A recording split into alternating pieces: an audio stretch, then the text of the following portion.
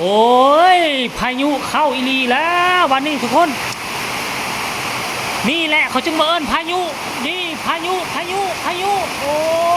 ยทุกคนทุกคนFC แฟนครับนักมือนี้นักน่วง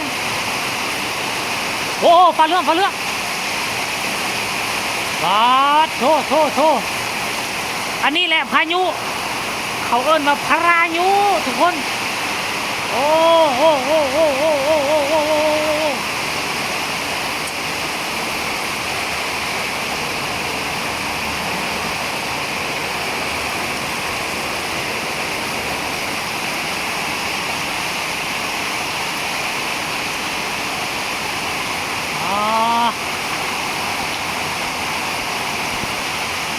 แม่ทุกคนโอ้ยฟ้าเรื่อง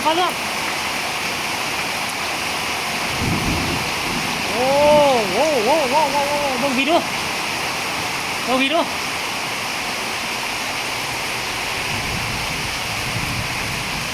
โอ้ทุกคนเอาแล้วนักมือนี่นักทั้งฟ้าห้องทั้งฟ้าจังโอ้มึงไหม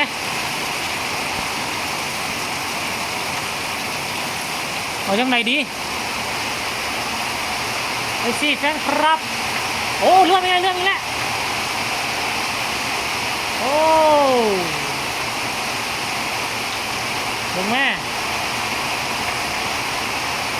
คิดว่ามันสิบมาละสันดอกมันไม่หลีเว้ย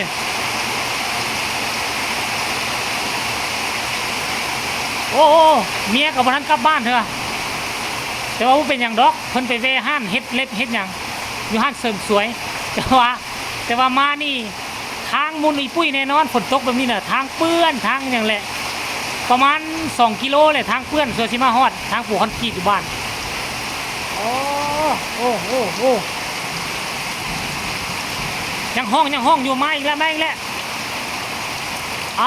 าคลิปนี้ก็ฝากฟังไว้สำนี้ได้ทุกคนเด้อไปอยู่ไหนก่อนไปอยู่ไหนก่อนทุกคนมึงไหมโอ้มึงทั้งหลังนี่ดูบริไตไฟเว้ยโอ้น้ำท่วมอีกแล้วทั้งหลังนี่ทุกคนโอ้มืดเดี๋ยวไปใต้ไฟก่อนอันนี้ห้องการเด้อห้องการเอาสรุปคลิปนี้ก็เอาไว้สำนี้เด้อทุกคนระมัดระวังกันเด้อมันมานักแล้วเด้อพบกันใหม่ในคลิปหน้ากันแล้วกัน